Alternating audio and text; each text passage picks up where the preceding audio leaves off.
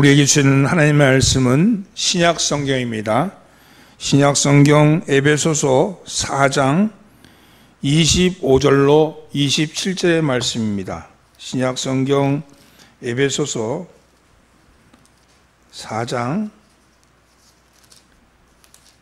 25절로 27절의 말씀입니다. 한 목소리로 봉독합니다. 그런즉 거짓을 버리고 각각 그 이웃과 더불어 참된 것을 말하라. 이는 우리가 서로 지체가 됨이라.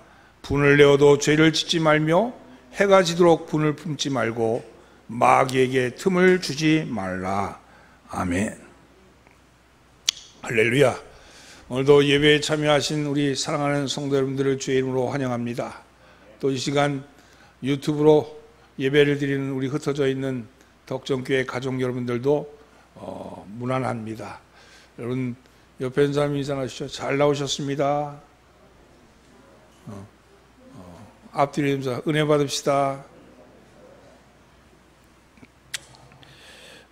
믿음의 사람이 하나님 나라에 들어가려면 세 개의 강을 건너야 합니다. 먼저는 홍해를 건너야 합니다. 여러분, 홍해를 걷는 것은 세상으로부터 벗어나는 것이죠. 애굽으로 표현되는 세상으로부터 벗어나 하나님이 인도하시는 광야로 들어가는 겁니다. 그것은 신앙의 단계에 있어서 세례를 의미합니다. 세례. 그래서 홍해를 건너는 것은 자신의 힘으로 건너는 것이 아니고 하나님의 은혜로 건너는 거죠. 내 힘으로 건너는 것이 아니라 하나님의 은혜로 건너는 겁니다. 마치 모세가 지팡이를 들어서 홍해를 갈라뜨린 것 같이, 모세가 지팡이를 들자 홍해가 갈라졌잖아요. 내 힘은 아무것도 없었어요. 하나님의 은혜로 그 강을 건너는 거죠. 홍해를 건너야 신앙이 시작되는 겁니다. 신앙의 광야가 시작되는 거죠. 그리고 하늘나라에 들어가는 마지막 강이 있는데 그것은 요단강입니다. 우리 장례식장에서 요단강 건너가 만날이 그러잖아요. 그 요단강입니다. 요단강을 건너가야 하나님 나라에 들어가는 거예요. 근데 이 요단강은 진짜 신앙의 사람이 하나님의 은혜로 건너가는 겁니다. 요단강은 어떻게 건넜어요? 물이 철철 넘쳐 흐르는데 믿음의 사람들이 발을 들여놓자 그때부터 요단강 물이 멈췄다 그랬잖아요. 발을 들여놔야 되는 거예요. 누군가 발을 들여놔야 되는 거예요. 성화된 삶을 사는 사람이 믿음의 행위를 하는 것을 통해서 요단강을 건너는 것이죠. 그러나 전적으로 건너게 하신 이는 물론 하나님의 은혜입니다. 자, 이렇게 홍해와 요단강은 아는데 그럼 또 무슨 강이 있느냐? 그것은요, 야복강이 있습니다. 야복강. 여러분 야복강 아시죠? 야복강은 바로 야곱이 건넜던 강입니다. 야곱은 그 형 에서에게 바담 아람에서 에서에게 찾아가는 길에 그때 형의 그 강 건너편에 형이 있습니다. 근데 형의 집이 있죠. 고향이 있죠. 근데 형이 두렵고 무서워서 형의 장자권을 속여서 빼앗아서 도망온 길 아니에요? 그래서 제일 먼저 그 자기 딸린 식구들을 내보냅니다. 종들을 보냅니다. 그리고 가지고 있는 재산도 다 보냅니다. 그리고 홀로 야복강에 남아서 그곳에서 하나님과 밤새 겨루는 거예요. 야복강은요, 결단의 강입니다. 야복강은요, 고독한 강입니다. 야복강은 하나님과 겨루는 강입니다. 그리고 그 야복강은 깨달음의 강이기도 합니다. 이 야복강이 있다는 거예요. 여러분, 그래서 이 강을 건너야 브니엘, 하나님의 얼굴을 배울 수 있습니다. 여러분, 우리는요, 신앙생활 하면서 우리의 어떤 때 고난이 당하고 환난이 당하고 어려움이 당하고 곤고한 처지를 당할 때 이 야복강가에 서 있는 거예요. 그리고 그 야복강가에서 하나님을 만나는 겁니다. 이 야복강은요, 우리의 광야 생활에서 곳곳에 나타나는 강이기도 합니다. 우리가 신앙생활하면서 어느 순간에 교만해져서 교만이 하늘 찌르듯이 올라갔다가도 땅바닥에 내뚱댕이 쳤을 때, 그때 아무것도 없는, 나를 도울 것이 아무것도 없을 때, 그때 야복강가에 쓰는 것이죠. 오늘 여러분들도 야복강가에서 서 보신 줄 압니다. 또 쓰고 있는 분도 있는 줄 압니다. 그러나 이 강은 고독한 강이지만 하나님 앞에 내가 무릎으로 구하는 강입니다. 여러분 그 강을 넘어서시기를 예수님으로 축원합니다. 카나다의 라이자나 대학의 비교 종교학 교수가 있는데 오강남이라는 분이에요. 그분은 종교를 두 가지로 구분했어요. 하나는 표층 종교와 하나는 심층 종교로 구분했습니다. 표층이라는 것은 땅바닥이죠. 심층은 속이죠. 근데 표층 종교라는 것은 종교의 교리나 형식은 있지만 그 내용이 자기중심적이고 기복적인 것을 향해서 표층 종교라고 그러고, 반면에 심층 종교는 내 속에 있는 참나를 발견하고 혼자가 아닌 이웃과 더불어 사랑과 자비로 살아가는 종교, 이것을 심층 종교라고 그랬어요. 그런데 오강남 교수는 표층 신앙은 무조건 믿으라는 믿음을 강조하는 데 반해서 심층 신앙은 깨달음을 강조한다고 그렇게 표현하고 있습니다. 쉽게 말해서 이것이 좋으니까 무조건 믿으라고 말하면서 믿으면 형통하다고 그렇게 강요하는 것, 믿어지지 않는다 그러면 잘 알지 못해서 믿어지지 않는다 그러면 신앙이 약해서 그런 거라고 말하는 종교가 표층 종교 신앙이라고 이야기하죠. 그러나 심층 신앙은 어떤 말씀이라도 그 말씀이 내게 무엇이라고 말씀하시는가를 묻고 그 말씀 가운데서 하나님께서 하시는 말씀을 듣는 것, 그것이 심층 신앙을 얘기합니다. 오늘 말씀이 나에게 뭐라고 말씀하시는가, 하나님이 이 말씀을 통해서 내게 무엇을 말씀하고 계신가를 그것을 묻는 것, 그리고 그 안에서 하나님의 음성을 들으려고 애쓰는 신앙, 그것이 심층 신앙이라고 이야기합니다. 그런 의미에서 보면 우리 교회에서 하고 있는 묵상집은 바로 심층 신앙으로 들어가게 하는 문고리인 셈입니다. 그런데 우리가 알아야 할 것은요, 처음부터 심층 신앙이 있는 게 아니에요. 처음에는 표층 신앙이에요. 처음에는 전부 다 뭔가를 믿어야 되고 믿으라 그러면 따라가고 그렇게 하는 표층 신앙으로 시작하다가 점점 하나님을 내 몸속으로 모시는, 성령님이 내 안에서 내주하시는, 그래서 성령님과 대화를 하게 되고 그리고 성령의 음성을 듣게 되고 그리고 내가 살아야 할 길을 지시받는 그런 삶의 모습으로 드러나는 것, 그래서 심층 신앙으로 나가게 된다는 겁니다. 그리고 이 심층 신앙으로 살아가는 모습, 이것을 우리는 거룩한 삶을 살고 있는 것이다, 이렇게 말하는 거죠. 하나님께서는요, 집단에게 말씀하시는 것이 아니고 한 사람 한 사람 내주하시는 하나님께서, 내주하시는 성령 하나님께서 우리 한 사람 한 사람에게 말씀하시는 거예요. 그리고 그러나 그렇다 해서 그 하나님 말씀이 한 개인에게만 주어지는 것이냐, 그것이 아니에요. 하나님의 뜻은요, 오순절 성령 강림이 일어날 때 불이 내려오는데 불이 혀같이 갈라져서 각자에게 들어간 거예요. 불의 혀가. 그러면 말씀은요, 내 각자에게 오는 거예요. 근데 그 오는 각자의 말씀이 그게 다른 말씀이 아니고 그 말씀이 연합하여서 공동체의 말씀이 되는 거예요. 각자에 주시는 말씀이, 그 말씀이 연합하여서 공동체의 말씀이 되는 거예요. 그래서 그 말씀이 공동체의 말씀이 되어갈 때 우리는 그것을 교회라 그렇게 얘기하는 거예요. 그래서 교회는 그리스도의 몸이라 그러잖아요. 우리는 그의 지체라 그러고. 여러분, 이 손가락은 몸입니까? 지체입니까? 지체죠. 그러나 지체이자 몸이기도 하죠. 마찬가지로 우리 각자에게 성령님이 오셔서 말씀하시는데 그 말씀이 내 개인을 위한 말씀만이 아니고 그 말씀을 통해서 우리 전체가 하나가 되게 하신다는 거예요. 그래서 그러나 중요한 것은 내가 주의 음성을 들어야 되는 거죠. 내가 음성을 들어야 되는 것. 공동에서 하늘에서 하나님의 음성이 들리는 게 아니고, 오늘 종의 입을 통해서 하나님의 말씀이 주어질 때 이 말씀은 공동으로 가지만 이것이 각 개인에게 들어올 때는 나를 향한 말씀, 나의 레마의 말씀으로 나만을 위한 말씀으로 오는 거예요.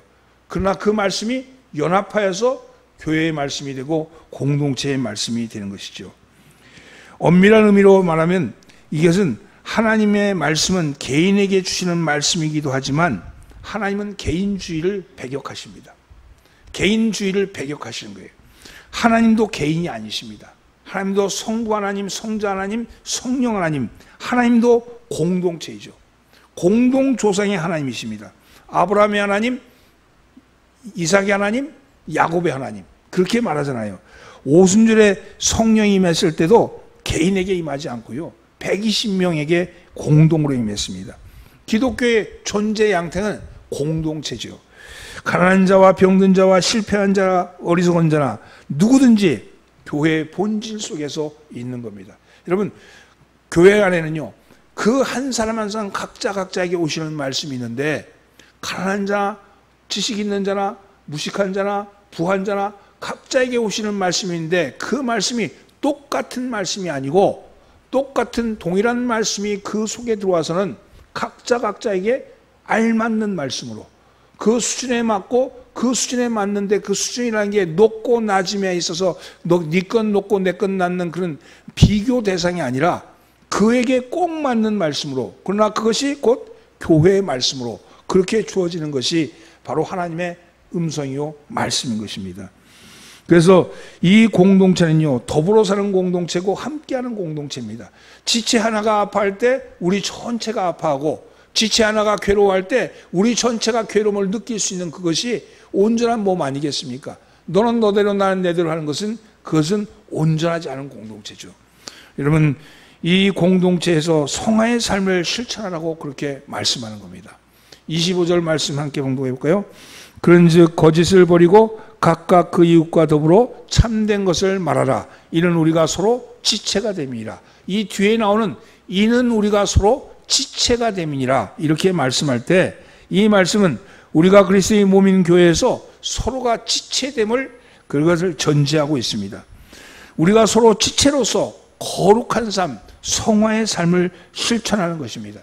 여러분, 그런 거죠. 여기 있는 지체들이 나가서 어떤 사람이 거룩한 삶을 살면 곧 이 교회 전체가, 공동체가 거룩한 모습으로 비춰지는 거죠. 어떤 사람이 아주 개망나니로 살면, 교회 다니면서 이 공동체 전체가 욕을 얻어먹는 거 아니겠어요? 이 거룩한 삶이라는 것은 우리가 한 사람 한 사람이 거룩한 삶을 사는 것과 동시에 교회가 거룩한 삶을 살아가는 것이죠. 그래서 지체가 됨이라, 이렇게 말씀하는 겁니다. 오늘 여러분, 우리가 입으로 예수 믿어라, 예수 믿어라 하기 이전에 우리의 모습을 통해서 우리가 그리스도의 얼굴이 보여져야 되고, 우리의 모습이 예수님의 모습이 보여져야 되고, 우리가 말하는 것이 주님이 하시는 말씀같이 들려야 되고, 우리가 생활하는 모습들 하나하나가 주님의 모습이 드러날 수 있는 그것이 거룩한 삶을 사는 것 아니겠습니까? 그렇다면 여러분, 우리의 지체로서 말이나 생각이나 행동이나 돈 씀씀이나 남들과 달라야 되는 거죠, 거룩하다는 것은. 그런데 오늘 본문에서는 어떻게 사는 것이 거룩한 삶의 모습인가 하는 것을 세 가지의 모습으로 말씀하고 있습니다. 어떻게 사는 것이 심층신앙인으로 거룩한 삶을 살아가는 것일까요? 첫째는요, 따라보세요. 거짓이 아니라 참된 것을 말해야 합니다. 25절 말씀을 함께 봉독합니다.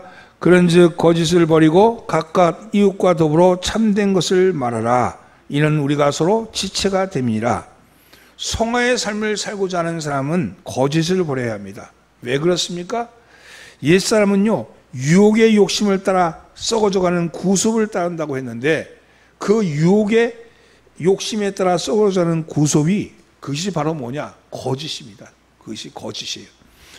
사단이 하와를 유혹할 때 쓴 것이 바로 이 거짓이라는 무기였거든요. 이 거짓이라는 무기죠. 그래서 예수님께서도 요한복음 8장 44절에서 너희는 너희 아비 마귀에 써놨다고 하시면서, 마귀는 거짓말쟁이요 거짓의 아비다, 이렇게 말씀하고 있는 겁니다. 이 세상의 모든 거짓은 마귀로부터 나온 것이다. 그리고 거짓말하는 사람은 마귀의 손아귀에서 아직도 벗어나지 못한 것이다, 이렇게 말씀하는 거죠. 어느 나라에 꽃을 무척 좋아하는 임금님이 계셨어요. 근데 이 임금님은 한 해에는 봄에 온 국민들에게 꽃씨를 나눠주면서 이렇게 말했습니다. 이 꽃은 참 신령한 꽃인데 마음씨가 고운 사람에게는 꽃이 이쁘게 피지만 마음씨가 나쁜 사람에게는 꽃이 피지 않는다고. 그러면서 이 꽃을 정성껏 심어서 금년 가을에 내가 심사를 할 테니까 그래서 가장 아름다운 꽃을 피우는 사람에게 내가 상을 주겠다고 그러면서 꽃씨를 나눠주었습니다. 백성들은 저마다 아름다운 꽃을 피우기 위해서 온갖 정성을 다했습니다. 어떤 사람은 누가 훔쳐갈까 봐 감춰놓고 화분을 숨겨놓고 키웠고, 어떤 사람은 좋은 거름을 찾아가지고 그 거름을 갖다 넣어서 키웠고, 어떤 사람은 아침 저녁으로 늘 살펴보면서 물을 주면서 정성껏 키웠습니다. 백성들은 드디어 심사날이 도래했는데 백성들은 저마다의 화분을 들고 길거리에 나왔습니다. 모두 다 임금님 앞에서 자기 꽃이 제일 이쁘다고 그렇게 보아달라고 화분을 높이 쳐들고 아우성을 쳤습니다. 그런데 그렇게 형형색색한 아름다운 꽃이 장사진을 이뤘는데도 임금님의 표정은 그렇게 밝지가 않았습니다. 근데 한쪽에 가보니까 한 소년이 빈 화분을 들고 울고 있었습니다. 임금님은 소년에게 묻습니다. 아이야, 어째서 너는 빈 화분만을 가지고 울고 있느냐? 그렇게 물으니까 그 소년이 더 크게 울면서 말했습니다. 임금님 주신 꽃을 심고 아무리 물을 주려고 애를 써도 싹이 나지 않아요. 싹이 나지 않아요. 그러니 분명 저는 마음씨가 못된 아이인가 봐요. 지금 저를 보내주세요. 그렇게 이야기를 했습니다. 임금님은 얼굴이 밝아지면서 그 소년을 꼭 안아서 마차 위에 태우면서 백성들을 향해서 말씀했습니다. 금년 봄에 나눠준 꽃이는 분명 꽃이지만 싹이 나지 않도록 볶은 꽃입니다. 이렇게 이야기를 했답니다. 그러므로 이 소년만이 정직한 소년이므로 이 소년에게 큰 상을 드리겠다. 이렇게 얘기했어요. 임금님의 품 안에 안긴 소년이 임금님을 바라보면서 이렇게 말했습니다. 그런데 임금님, 왜 임금님은 볶은 꽃씨를 신령한 꽃이라고 속이셨어요? 이렇게 물었답니다.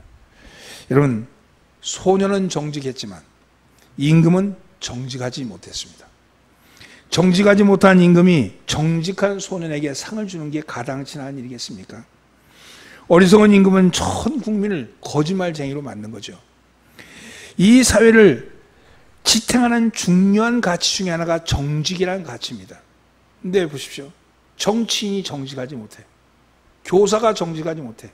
대통령이 정직하지 못해. 내가 한 말을 지키지 아니하고 어물쩍 넘겨. 그러면 그 다음에는요, 전 국민이 정직하지 못한 거예요. 이 나라가 왜 흔들리고 있습니까? 여러분, 가난해서 흔들리는 게 아니에요. 먹을 것이 없어 흔들리는 게 아니에요. 이거보다 더 어려운 시대를 지내왔잖아요. IMF도 넘어왔고, 그 전에 6.25도 넘어왔고, 그 전에 일제도 넘어왔잖아요. 그런데 이 사회의 가치가 흔들리는 게 무엇 때문일까? 저는 정직이 흔들리고 있다고 생각합니다. 이 정직의 가치가 흔들리고 있으니까 문제가 되는 거예요. 그러면 이 정직의 가치를 어디에서 누가 이 가치를 세울 수 있습니까? 여러분, 이 나라에서 정직의 가치를 세울 수 있는 것은요, 누구겠습니까? 교육자가 세워요? 교사가 가르치면서 정직을 가르치면서 자기는 정직하지 않은데 학생들이 그걸 보고 배우면서 입으로는 따라서 정직을 말하지만 몸은 정직하지 않은 일을 따라 행하면서도 아무런 가책을 느끼지 않잖아요. 그럼 이 사회에 누가 정직을 세울 수 있습니까? 이 사회에 정직을 세울 수 있는 기관은 교회밖에 없습니다. 교회밖에 없어요. 교회가 정직해야 합니다. 교회가 정직하지 않으니까 사회도 정직하지 않는 거예요. 종교인들, 특별히 여러분, 불교에서 정직하자고 가르치지 않아요. 정직의 가치를 가르치는 건요, 이 사회에서 종교기관 중에도 교회밖에 없습니다. 오늘 여러분, 한국 사회가 이만큼 클 수 있는 가장 근본적인 가치는 여러분, 근대 마지막, 조선 마지막에 기독교가요, 가치를 세웠기 때문에 그런 거예요. 그 기독교의 가치관 위에 이 나라가 이만큼 성장했는데, 교회가, 여러분, 우리가 하나님 앞에 정직하지 아니하고 우리 스스로가 하나님을 정직하지 아니하면 누가 이 사회를 정직으로 세울 수 있겠습니까? 사랑하는 성도는, 신앙인은요, 하나님 앞에 정직한 삶을 사셔야 합니다. 자신의 의지가 흐려지고 생각도 시간이 지나면 바뀌지만 양심도 오염되지만 영원하신 하나님의 말씀은 변함이 없고 그 말씀이 기준이 되어야 합니다. 오늘 여러분 그 말씀의 기준을 삼고 쓰시기를 예수님으로 축원합니다. 우리는 예수 그리스도 안에서 이미 새 사람이 되었습니다. 그렇다면 이제 우리는 거짓을 일삼던 옛사람의 습관을 버려야 합니다. 외식이나 위선도 거짓의 다른 모습이죠. 진실이 아닌 것을 진실인 양 덧붙여 과장하는 것도 거짓입니다. 필요 이상으로 아첨하는 것도 거짓입니다. 자신의 잘못을 정직하게 인정하지 않고 변명하는 것도 거짓에 변형된 모습입니다. 약속을 어기는 것, 그것도 거짓입니다. 사람에게 약속을 어긴 사람은 나중에 하나님 앞에서도 한 약속을 어기게 되어 있습니다. 참말을 해야 할 때 침묵하는 것도 거짓의 일종이고 다른 사람의 신의를 배신하는 것도 거짓입니다. 우리는 거짓의 모습들이 우리 속에 너무도 많이 있는데 참을 말하지 않는다는 겁니다. 사랑하는 성도님은 참된 것만을 말하며 삽시다. 참된 것을 말해서 손해가 될 것 같아서 거짓말을 하거나 침묵을 하는 것은 아직 믿음이 부족한 증거입니다. 여러분, 우리 안에 내주하시는 성령님은요, 우리가 참말을 하기 시작할 때 행동을 시작하십니다. 우리 하나님은 내가 손해볼 것 같아서 내가 거짓말을 말하든지 아니 손해볼 것 같아서 입 다물고 있다든지 손해볼 것 같아서 무시하고 있을 때는 하나님 일 안 하셔요. 하나님은 내가 내가 참말을 해가지고 내가 손해볼 것 같은데 그럼에도 불구하고 내가 참말을 말해야지, 내가 희생해야지 이렇게 생각하고 참말을 말할 때 그때 하나님이 당신의 일을 시작하시는 거예요. 그래서 하나님이 이루신다는 겁니다. 사랑하는 성도는 진리는 거짓을 이기는 힘입니다. 새 사람을 입었다는 것은 진리의 의와 진리의 거룩함을 입는 겁니다. 진리는 거짓을 이기는 힘이요 또한 거짓을 이긴 결과가 진리인 겁니다. 오늘 사랑하는 성도는 우리 주님은 거짓의 아비인 마귀를 이기시고 진리가 되셨습니다. 그래서 주님이 내가 곧 길이요 진리요 이렇게 말씀하신 거죠. 사랑하는 성도 여러분, 우리 교회 공동체가 진리의 공동체, 우리 교회 공동체가 참말하는 그런 공동체가 되기를 예수님으로 축원합니다. 여러분, 그것이 거룩하게 사는 모습이죠. 오늘 여러분과 제가 거룩한 삶을 사시기를 주님으로 축원합니다. 앞뒤로 인사하면 참말하면서 삽시다.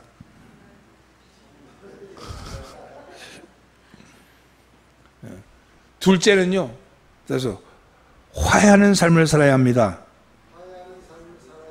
따라해보세요. 분을 내어도 죄를 짓지 말고 분이 나도 해가 지기 전에 화해하자.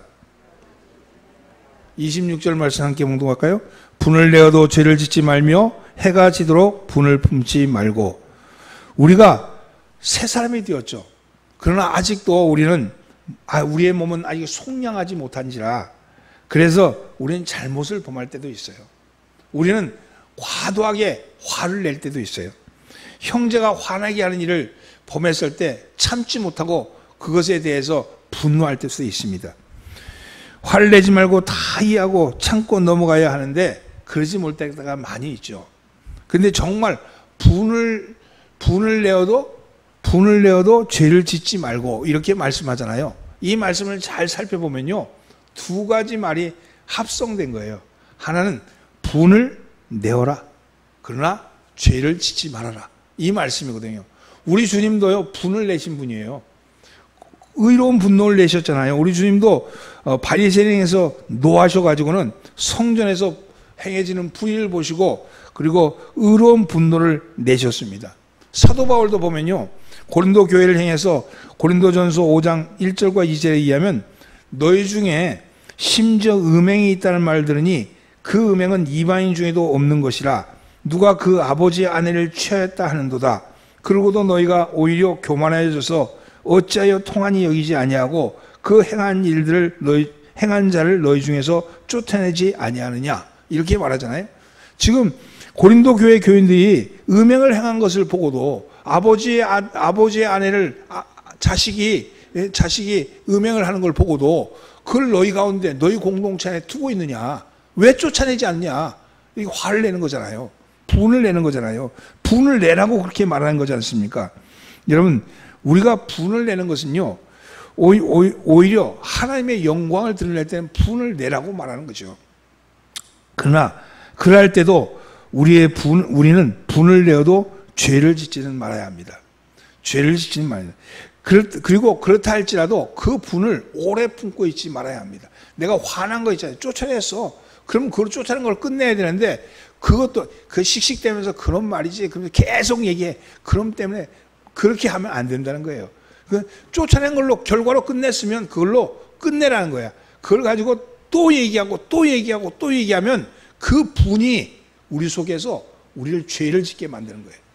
분이. 여러분, 분을 품지 말라고 말씀합니다. 유대인의 하루는요,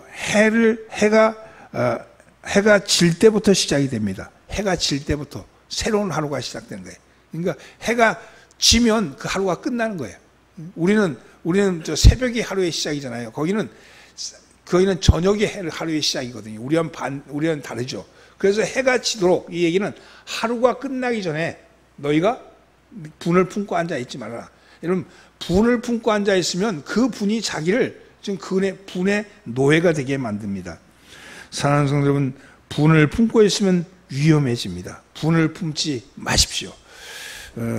환갑을 넘긴 두 집사님이 계신데, 이분들은 하나님 말씀에 따라 살려고 애를 쓰시는 분들이었어요. 근데 성격이 잘 안 맞아. 그래서 늘 싸우는 날, 부부싸움 하는 날이 그치질 않는 거예요. 늘 조금만 문제가 되면 틱틱 싸우는 거예요. 그런데 밖에 나오면 그렇게 다정한 인고 부부입니다. 그러니까 어느 날 목사님이, 아니 늘 그렇게 싸우신다는데 근데 밖에 나오면 그렇게 인고 부부인 비결이 뭡니까? 그렇게 얘기했더니 그 남편 집사님이 하는 얘기가, 비결 뭐 따로 있나요? 저희 비결이란 거예요. 화해의 비결이란 건요, 해가 지는구먼, 이렇게 얘기한대.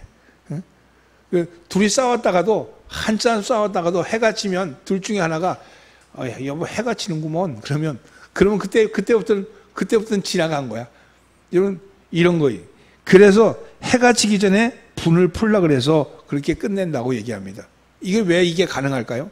이런 거예요. 다투고 나서 이렇게 막 자기 화를 자기가 증폭을 해.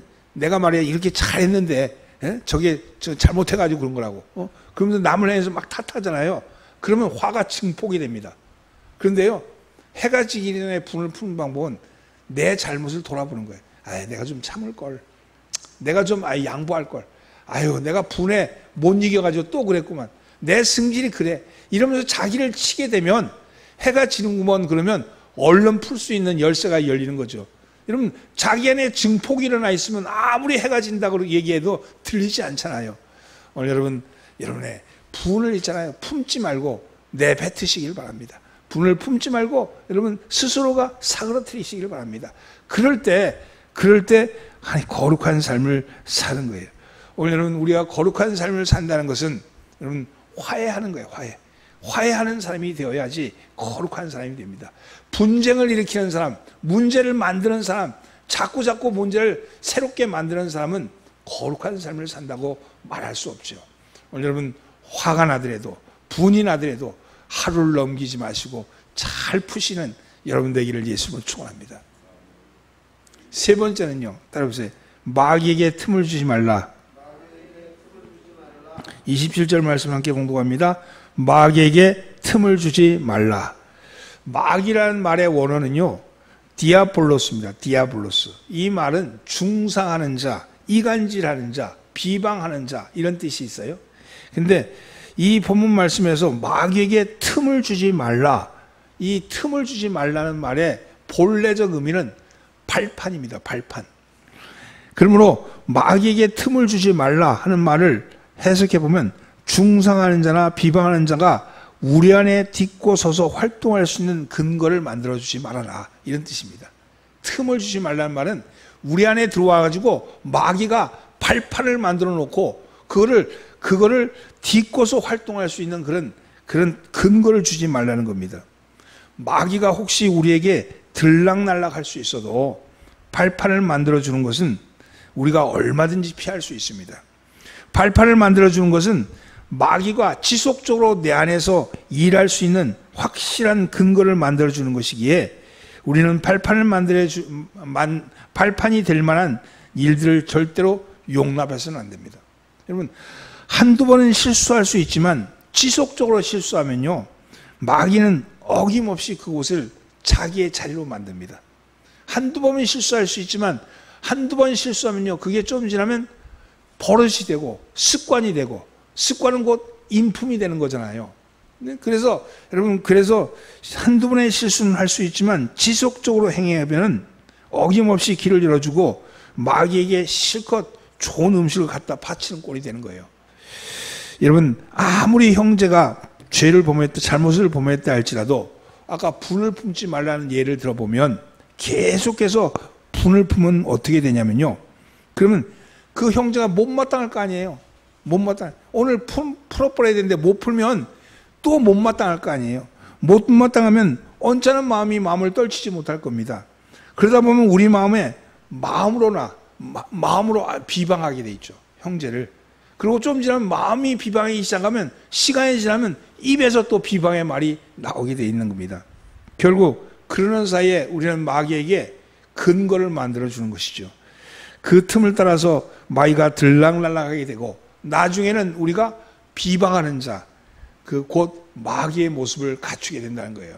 오늘 사랑하는 성도분, 여러분, 거짓을 행하는 자가 되지 말기를 바랍니다. 마귀에게 틈을 주지 못하게 하시기를 바랍니다. 요한복음 8장 44절에서 예수님 말씀하신 것처럼 사람이 계속해서 거짓을 행하면 이는 그의 아비가 마귀라는 사실을 보여주는 겁니다. 여러분, 마찬가지로 사람이 계속해서 분을 떨치지 못하면, 그리고 그것을 품고 있으면 우리가 아직 옛사람에 속한 삶이란 증거인 것이죠. 예수님께서는 마태복음 5장 21절로 22절 산상수훈에서 옛사람에게 말한 바 살인하지 말라, 누구든지 살인하면 심판을 받게 되리라 하였다는 것을 너희가 들었으나 난 너에게 이르노니 형제에게 노하는 자마다 심판을 받게 되고, 이렇게 말씀하셨어요. 예수님은 형제에게 노하는 사람은 심판을 받는다, 이렇게 말합니다. 이게 아까 뭐 때문에 그런가 금방 얘기했듯이 분을 품고 화를 내면 조금 지나면 그것이 나한테 체화가 되면 내 입에서 비방하는 자가 되기 때문에 그런 거예요. 그래서 심판을 받는다는 거예요. 마귀처럼 심판을 받는다는 겁니다. 사랑하는 성도는 형제에게 분을 품고 화해하지 않으면 결국 마귀에게 틈을 주기 때문입니다. 마귀의 통로로 쓰임받기 때문에 심판을 받게 된다, 이렇게 말씀하죠. 로마서 12장 17절로 19절에서는 이렇게 말합니다. 아무에게도 악으로 갚지 말고 모든 사람 앞에 선한 일을 도모하라. 할 수 있거든 너희는 모든 사람과 더불어 화목하라. 내 사랑하는 자들아, 너희가 친히 원수를 갚지 말고 하나님의 진노하심에 맡기라. 기록되었을 때 원수 갚는 일이 내게 있으니 내가 갚으리라. 이렇게 주님이 말씀하신 거예요. 이 말씀대로 하면 악을 악으로 갚지 말아라. 누가 갚아준다고요? 주님이 갚아준다. 악을 악으로 갚지 말아라. 왜 그렇습니까? 여러분, 그게 아까 얘기한 분노가 내 속에 들어와 체화가 돼서 내가 마귀의 얼굴로 바뀔까 봐 그런 거 아니겠어요? 선한 일을 함께 시작하라고 했습니다. 원수를 스스로 갚지 말고 하나님께 맡기라고. 원수 갚는 일은 내게 속한 일이라고 말씀하시죠. 사랑하는 성도 여러분, 우리는 그리스도 안에서 이미 새 사람이 되었습니다. 마귀에게 틈을 주지 마십시다. 우리가 새 사람이 된 것은 하나님이 우리를 긍휼히 여기셨기 때문에 그런 거예요. 그러면 우리도 우리의 공로나 우리의 뭔가 힘이 있어서 우리가 새 사람이 된 게 아니라 하나님이 우리를 새 사람 만들어 주셨으니 우리도 형제들에게 긍휼히 대하십시다. 형제들을 긍휼히 대하십시다. 언제나 모든 것을 하나님께 맡기고 우리 형제들에게 늘 그리스도의 사랑을 베풀므로 우리 모두가 그리스도의 거룩한 백성인 것을 드러내게 하십시다. 이것이 오늘 우리가 살아가기 위해서 거룩하게 사는 모습 아니겠습니까? 사랑하는 성도 여러분, 말씀을 정리합니다. 표층신앙이 아니라 심층신앙을 가셔야 돼. 예? 표층신앙이 아니라 심층신앙. 그것으로 산다는 것은, 심층신앙으로 산다는 것은 바로 거룩한 삶을 사는 것 아니겠어요? 공동체 안에서 거룩한 삶을 살기 위해서는 형제에 대해서 거짓말을 해서는 안 됩니다. 참말을 하셔야 됩니다. 참된 말. 두 번째는 형제에게 분을 품다 할지라도, 화가 난다 할지라도 그것을 체화시키지 말고 해가 지기 전에 그 분을 푸셔야 합니다. 화해하셔야 합니다. 세 번째는요, 여러분, 마귀에게 일할 틈을 주시 마셔야 합니다. 여러분, 그래서 우리가 거룩한 삶의 모습으로 살아갈 때 우리의 모습 가운데 주님의 모습이 보여지고, 우리의 말하는 것 속에서 주님의 말씀이 들려지고, 우리의 행동하는 것 속에서 주님의 행동하는 모습이 보여지므로, 여러분, 이 땅에 있는 거짓된 것을 이기는, 그리고 이 땅을 정화시키는 그런 우리의 사명을 다 감당하기를 예수님은 축원합니다. 이번 한 주간은 여러분 이 세 가지 말씀을 명심하면서 여러분 살아가십시오.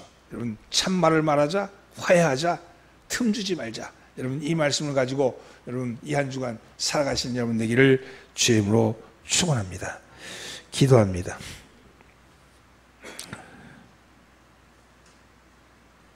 우리의 연약함을 도우시는 주님, 우리 가운데 육신의 병으로 신음하는 형제와 자매들이 있습니다. 믿음의 기도는 병든 자를 구원하신다고 하셨고, 주께서 일으키신다고 하신 말씀을 기억합니다.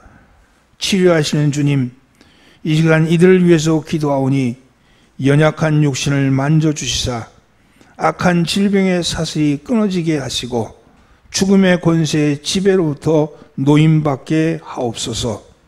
예수 그리스도의 이름으로 기도하오니 죽음의 피가 예수의 보혈로 깨끗한 피로 바뀌게 하시고 찢어진 연골이 회복되게 하시며 상한 폐부가 회복되어 신선한 공기로 호흡하게 하시고 연약한 기력이 회복되어 새 힘을 얻게 하옵소서.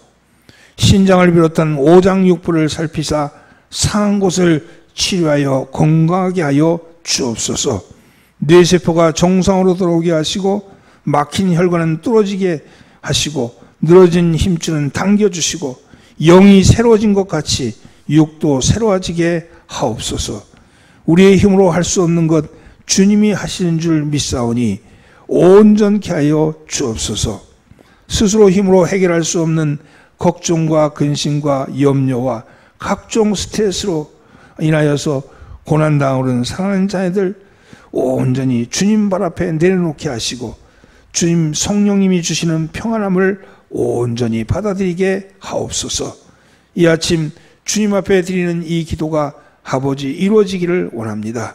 우리가 주님이 주시는 말씀 따라 거룩한 삶을 살기를 원하오니 이 한 주간 도와주시고 이끌어주시고 힘있게 하여 주실 줄 믿사옵고 우리를 구원하신 예수님의 이름으로 기도합니다. 아멘. 찬송